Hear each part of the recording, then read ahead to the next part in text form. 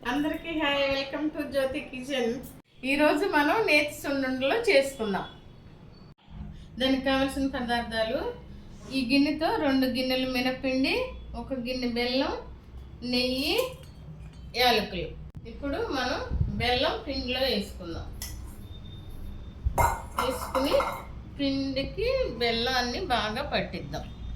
బెల్లం అంతా మనం పిండిలో వేసి ఇలా కలిపాం కదా, ఈ బెల్లం ఉండలు ఉన్నాయి. ఇవన్నీ మిక్సీలో వేసి మనం మిక్సీ పట్టుకోవాలి. ఈ పిండిలోనే 10 యాలకులు కూడా వేసి మిక్సీ పట్టుకోవాలి పిండి.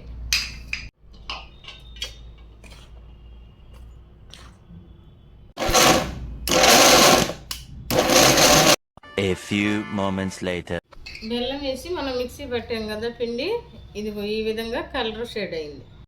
ఇప్పుడు మనం ఈ పిండిలో నెయ్యి వేసి కలుపుదాం. ఇప్పుడు మనం నెయ్యి వేసి ఇలా కలుపుతున్నాం. ఈ విధంగా ముద్దకు వచ్చిన దాకా నెయ్యి వేసుకోవాలి మనం.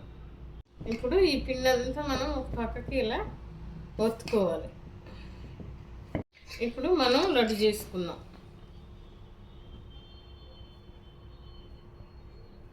ఒత్తుకుంటా లడ్డు చుట్టుకోవాలి.